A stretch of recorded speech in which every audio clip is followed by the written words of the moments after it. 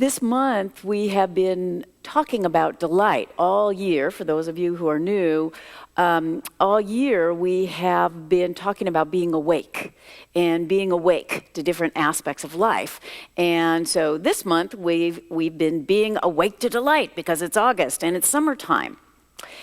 And I found out only this morning, I was looking at the weekly, and in their bulletin section, they said that Terry Cole Whitaker, who's one of the contemporary icons of our movement, contemporary my age, meaning, so maybe not contemporary to some of you, that she's actually speaking at our sister center in Pacific. And I thought, wow, she is? I hadn't heard that.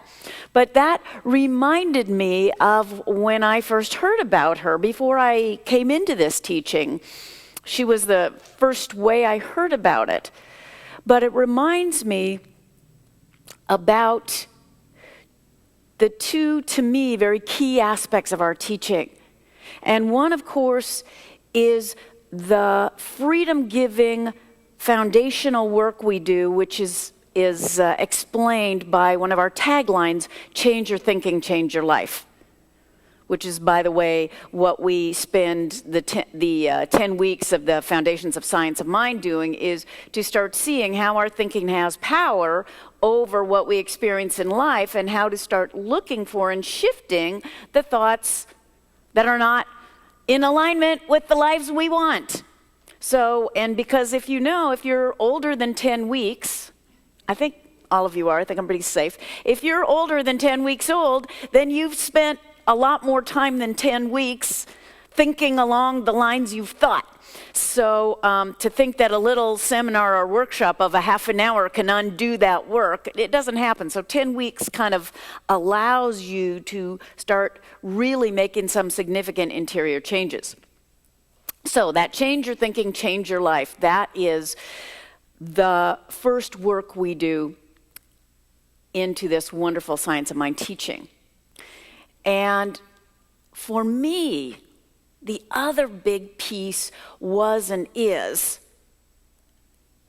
dealing with the underbelly of one of those main thoughts that I start discovering when I understand and realize that how and what I think affects what I actually both create and experience in life, that means by extension, how I think about myself is very key and relevant. So if I think about this month being awake to delight, it is very difficult to be, as I've been saying, permeable and present to delight if I'm not delighting in myself. If I am not seeing the gift that I am, the gift that each of us is. Because when I see myself as the gift, not exclusively, and you see yourself as the gift, then I come from a completely different place than when I see myself as a mess of neuroses and not quite good enough and always needing to be fixed. I cannot create a better world for myself or anyone on this planet as long as I'm still focused on what's wrong with me. So today is about looking at that, and for many of you, it's simply a reminder. You know this stuff. We know this stuff. But to see the gift that we are, and I have some inspiration for us from, of course, Ernest Holmes, the founder of this particular teaching, from Hafiz, whose shoulders we stand on, the Sufi poet, meaning the mystical branch of Islam, the great Sufi poet Hafiz, who was writing in the 5th and 6th century, and then, of course, the sage that I often turn to in my deepest moments, Dr. Seuss. So let's look at this idea then of the gift we are, and first look at a little bit of context for why we don't. Because it seems to be a specific thing to our wonderful Western culture. And I think especially kind of a way that Christianity is still working itself out of an interpretation. And of course, we know it all starts in Genesis with the concept that somebody saw of original sin. Somebody took that ball of original sin and ran with it. And so most of us, whether we were brought up in Christian households or not, kind of got in this almost cultural mass of consciousness that says, at the center of us, there is a major flaw, or else we wouldn't have gotten kicked out of the Garden of Eden. Well, when we go back and look, there's nothing in the Hebrew Scriptures that says original sin. You were born in original sin. No, it talks about original blessing. God saw everything that he had created. It was a he back then. God saw everything that it had created and said, it is... Yeah, that's what I read too. It is good. But we somehow, early on, got the idea that, there's something wrong with each of us, a fatal flaw, and then we usually found some incident to prove it, like I tried to hit my sister through the crib bars. Only a horrible person would do that. Yeah, go find somebody else who was an older sibling and didn't try to do something to their...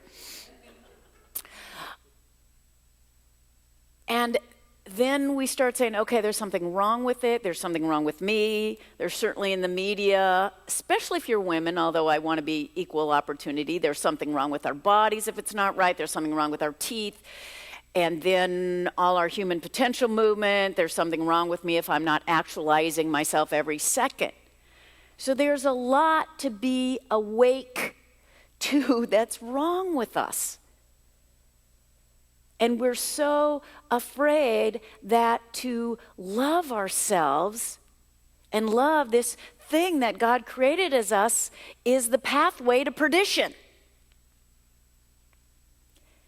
Interestingly enough, in Eastern cultures, they don't have this thing that the path to heaven is paved with self-loathing. They don't have it. Some of you have heard me say before that the Dalai Lama, when he was informed how many Americans really hate themselves, he wept. And I was reading this fabulous article that I could go on a whole other talk about, but I won't, about this thing called spiritual bypass that we often do. And it's because when Buddhism came to the West and started encountering people, if they got present, if they got into the stillness, then these thoughts of what's wrong with me and self-loathing would come up. And so there was all this other work that needed to be done that Asians don't need to do. So the thought that at inception, at the center of our being is something wrong. If only half the world has this, can it be truth? I don't think so. I don't think so. And what we do when we are focused on how we're really not okay, then we don't give the gift that we could be giving. Because we're holding back and we're waiting and saying, well, when I've lost weight, well, I could, if I were younger, my time to be the gift has passed. Or, if I just start doing more exercise, or if I just read 5 more books on self-development and maybe meditate, get my meditation from never to up to 5 hours a day, maybe then I'll be the kind of gift that I should be. So we hold back and wait until we're fixed, and then nobody's giving any gifts. Stop it. Here's some reminders. And people have said this over the ages. Florence Scovel Shinn was a New Thought writer in the 1920s. And New Thought is sort of the umbrella movement that this Centers for Spiritual Living is a part of, a greater movement. People say, are you non-denominational? And I say, no, we're a denomination. And then somebody very cleverly once said, well, what are you a denomination of? And I went, oh, New Thought. Okay. So Florence Scovel Shinn, who was writing in the 1920s, said it this way: there is a place you are to fill that no one else can. You, and you. There is something for you to do that no one else can do. You know, this is not news. These are not articulate, brilliant words. But it's a knowing, it's a truth. Not one of you was created by accident. I don't care the details of your birth. Not one of you is on this planet by accident. Oops, let that one pass. No, that is simply not the truth. Ernest Holmes said this, really listen to this: the greatest gift life could have made to you is yourself. The greatest gift life could have made to you is yourself. What life created as you, the way you look, the way you feel, the way you think when you're not hate vibing yourself, the unique take you have on things. That's the gift life gave to you. There is no greater gift that we could ever receive. And Seuss says it this way: there was no one alive who was youer than you. There is no one alive who is youer than you. You could say there is no one alive that is truer than you, to be true to who you are. Who can be truer to you than you? And then, of course, we have to know who we really are.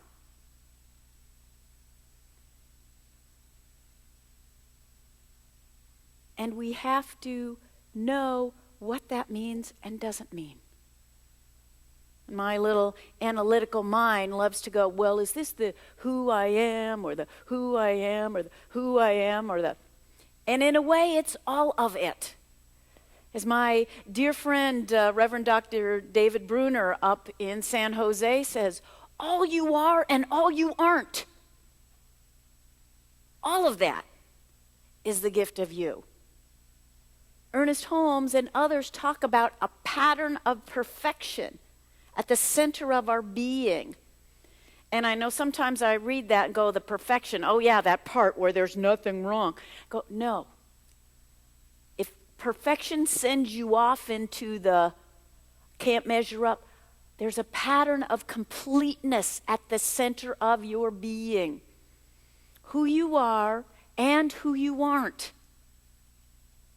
You know, we weren't all supposed to be great athletes. I'm not one of them. And to go around, you know, bemoaning the fact I can't give my gift because I cannot run an 8-minute mile, let alone a 4 or 5, or I can't hit a home run. That is not the gift I was meant to give. Some of you may not be cooks. And boy, with Martha Stewart, that was one more thing loaded on. Oh my God, I've got to be a perfect cook, or a great cook, or make these. Guess what? I did not make these. I will never be making these. That's not the kind of gift I am. Now, the cooking part, I have 5 25-year-olds asleep in my house right now, and then 2 more of indeterminate age in a tent in my backyard for the First City Music Festival. Fortunately, one of those is my progeny, so that's a happy thing. But, you know, they're all who they are and who they aren't. I squeezed 5 of them into my car yesterday to drive them to the thing, and they were all singing to a song on the radio and doing parts of it. If I had to do that every day now for 3 months, I might have have gotten old, but as a mama, it's been a long time since I've had a bunch of kids singing in my car. It was wonderful. I was in heaven. They were all taking different parts of the song. Really, that's part of the kind of gift they are. 2 of the kids came down from San Francisco. They're roommates. One of them lived across the street from us, and was like a brother to my daughter, Kira. The other one was her first best friend in college the first week. These 2 boys are now roommates through Kira. That's partly the kind of gift she is. And they're all loving being together. There's another old high school friend, and then somebody else had another friend. And so there are all these new friends sharing love and joy and, giving each other a hard time too, and giving me a hard time when they could. But that's part of the kind of gift they are, the exuberance, but mostly the love for each other. And, right now, the gift that they are is not neat and tidy.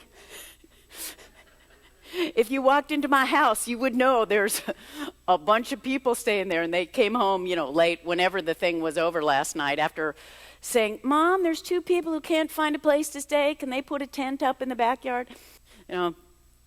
So whenever they got home, I came this morning, and there was a hat on the table, and there's a shawl and a scarf over here, and there's this over here. Now, I'm not a tidy person either. That's not the gift I am, but it's really hilarious. And backpacks, and there's stuff all over. And it's great. It's aliveness. But the kind of gift they are is not neat and tidy at this particular moment in time. That's okay. That's not required for them to be the kind of gift they are. So we are not meant to be everybody's gift. And to say there's a pattern of perfection at the center of us doesn't mean it's all neat and tidy and perfect, meaning without flaws. It just means complete.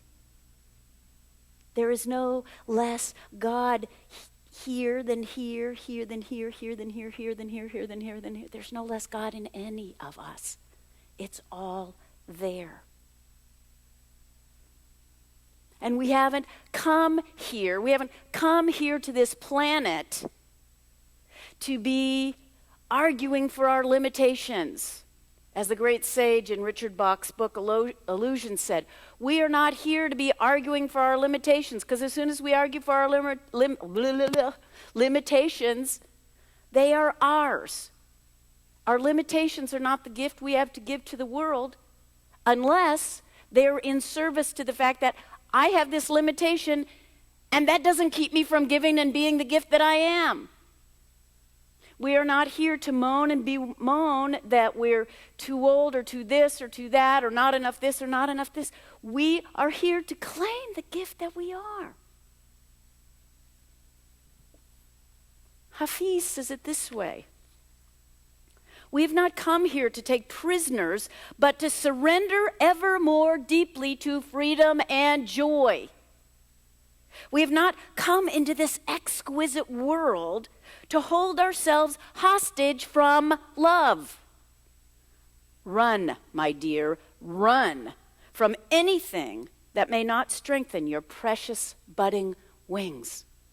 Run like hell, my dear, from anyone likely to put a sharp knife into the sacred, tender vision of your beautiful heart. We have a duty to befriend those aspects of obedience that stand outside of our house and shout to our reason, oh please, come out and play." Let me read that again. We have a duty to befriend those aspects of obedience that stand outside of our house and shout to our reason, "Oh, please, come out and play." For we have not come here to take prisoners or to confine our wondrous spirits, but rather to experience ever and more deeply our divine courage, freedom, and light.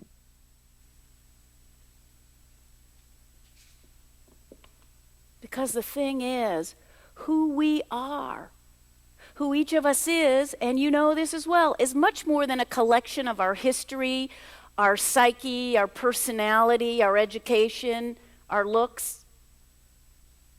Who we are is this. Now, can I lift this? Yeah, I'm going to hold this for the next 20 minutes. No, I'm not. Some of you know that this is the Science of Mind teaching symbol. See how it's a V here? Here is that place in us that lies open to the infinite. That is God. That is the divine. That is the infinite.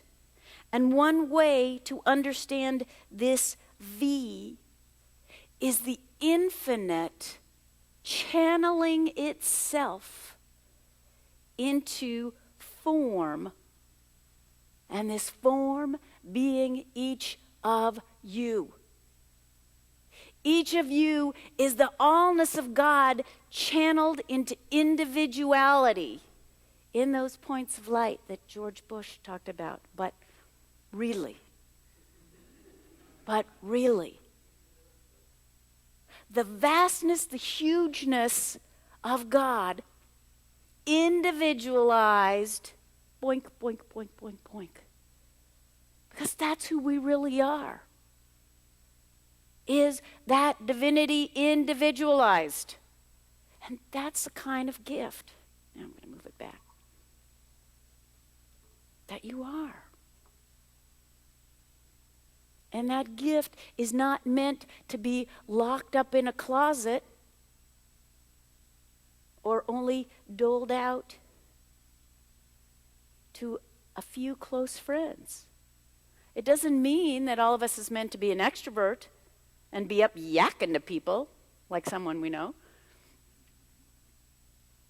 But it does mean that we respect, honor, and delight in what has shown up in this little capsule as God and as a divine gift from God to the rest of the planet. So this is what I want you to do. Let go of focusing on your if-onlys. Let go of being quite so awake to your flaws, especially when you see the thought that, well, I would be being my gift to the world if only. Especially if only it were as good as that person's gift. No. You don't look and compare gifts.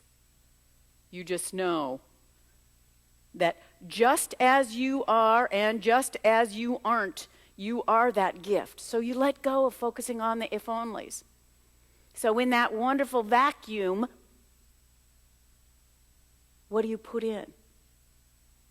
Well, this is where I tell you, as I try to tell you frequently, is where your daily spiritual practice comes in. Which doesn't mean this whole big hours of stuff. Even 5 minutes to start is great. Is in the morning. First thing you do, you can get a cup of coffee, it's okay, is start contemplating the vastness of the infinite, and in that, ask the question, who is the gift that I am?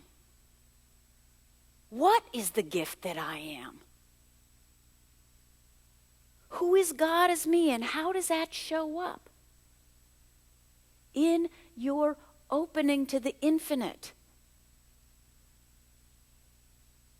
Begin to contemplate and ask and dwell in an opening to that. If you already have a clue that you see that part of your gift is love, then contemplate the vastness of the love of God. That's pretty vast. As far as I know, there is no end to it. The harmony of God. You know, do you think Marilee could stand up here and sing what she does if she focused on how there was something about her voice that wasn't okay, or something about the fact that she played a little guitar instead of a bass or something. What she does on that guitar is amazing, but she gives her gift. I don't think she spends her time, and if you're just in her aura, just her energy field, and I knew this the first day before I even heard her sing. This is not, and I don't mean to embarrass you, something that's developed. I know that there's something in Mary Lee that's very aware of the kind of gift she is. And that is palpable. She came down and sat next to me the first Sunday she came before the service, and I just kind of went, oh, I want her to come every week. I love this energy, because there's a joy that just spills out of her. So if you've got some idea about the kind of gift you are or want to be, and if there's the kind of gift that's something in you that you want to be, you know what? That's because that's the kind of gift you are. You just need to open more fully to it. Then contemplate that. If it's joy,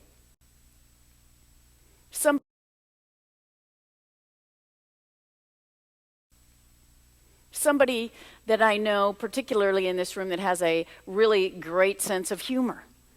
So maybe that's the joy. Contemplate the joy of God, the boundless joy of God. Maybe you're the one that people seem to gravitate to for your advice or your take on things. So then you can contemplate wisdom, the infinite divine wisdom. So take time in the morning to contemplate the gift you are, the gift you would like to be. Just spend time with God in the morning. You know what? You can make your own questions. But as you do that, and as you remember that that which I am contemplating is me, what we contemplate, we become. Another reminder. That's why when whoever first started doing affirmations, they didn't say, put up on your mirror, remember how mean you were to so-and-so yesterday. That does not help you expand into your gift. So take time every day to contemplate the divine. The divine is you and the gift that you are. Because we forget. The world will help us forget. Sometimes our family helps us forget. Sometimes our co-workers help us to forget. Sometimes the newspaper. So we need that initial time in the morning to remember who we are. That infinite, this, all of God,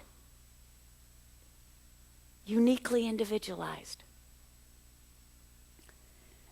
And then finally, after you've been contemplating it, claim it and be it. Say to yourself, yes, this is the gift I am. And, whether you come up with a name for it or not, that's very powerful. If you want to say the gift I am is joy, let's practice a couple now, and we'll just yell them out together, and then you can see, does that kind of fit? Does that kind of fit? Does that kind of fit? So, say after me, the gift I am is joy. The gift I am is joy. The gift I am is creativity. The gift I am is creativity. The gift I am is peace. The gift I am is peace. The gift I am is wisdom. The gift I am is wisdom. The gift I am is love. So just pause for a minute. Did one of those really? And you might want to start claiming that. And be that. Don't be stingy with it. The gift we are, the gift we came here to be, is for the delight of everyone. When we give and be the gift that we are, we not only give delight to ourselves, we give delight to everyone. And just because there's only 5 days left in this month doesn't mean that's the end of it. So thank you. Thank you for being the gift. Thank you for shining delight that you are. Thank you for shining your light. Because when you shine your light, others will see theirs reflected in it. Others will wake up to their light. Thank you for being the gift that you are. The gift that you've come here to be. Thank you for being that. And thank you for being delight. Again, it's no accident. Delight is the light. It is the light of God. It is the light of you. It is the gift you are. It is the gift of you. Thank you. Thank you, God, as you. And so it is.